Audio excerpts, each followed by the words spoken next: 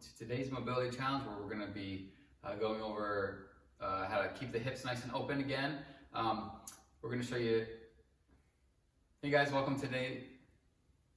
Hey guys, for today's mobility challenge, we're going to be doing a couple different stretches and techniques to help keep your hips open. This is something I particularly need to work on. I've probably got the world's tightest hips, and I haven't been working on it much lately, so I might struggle through some of these exercises showing them to you, but I wanted to show them to you anyway because they really are good if you're consistent with them.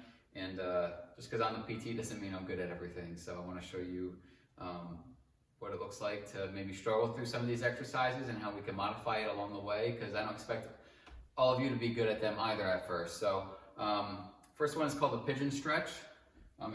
If you're familiar with yoga, you've probably done this one before, but you're going to start with your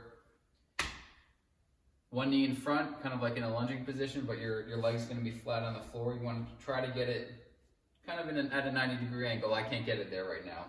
But what you're going to do is you're going to work on transferring some of the weight to your back leg, just to get things a little bit wider. Then you're going to sit onto this front side. You really should feel a really good stretch right on the outside part of your leg. Okay, so with this you can stay nice and tall if you want to. For me, that's a pretty good stretch already. But if you want to get a deeper stretch, you can come down onto your forearms, where you should feel it really, really stretching right through your whole glute area. And you want to hold that for a total of about 2 minutes on each side. You can kind of come up and rest for a little while, but we want to accumulate about 2 minutes on each side for the pigeon stretch. Now the next one is going to be focused on just getting some more motion in the hips. It's a little bit more dynamic.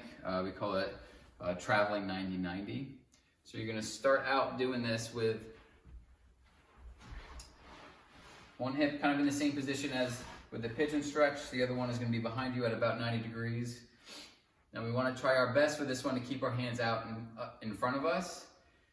What we're going to do is try to stay nice and tall. And you're going to come along with your hips, and then you're going to bring them down to match where they just were on the other side. So again, your hips go just like that. Now I'm struggling with this right now, just again, because I have tight hips. So something you can do is you can put your hand just on the floor just to help guide you through the motion a little bit. Sometimes the quality of the movement's just a little bit better. So we can do that. Then as you get the hang of that, what we can work on is you get to here, and then we can work to come up into this position, like a kneeling position.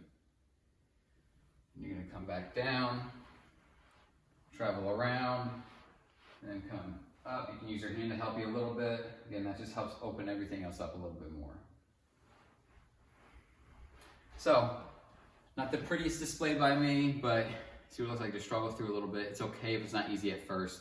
It will get easier if you stick with it every day. So give this one a try. For the stretch, 2 minutes per side.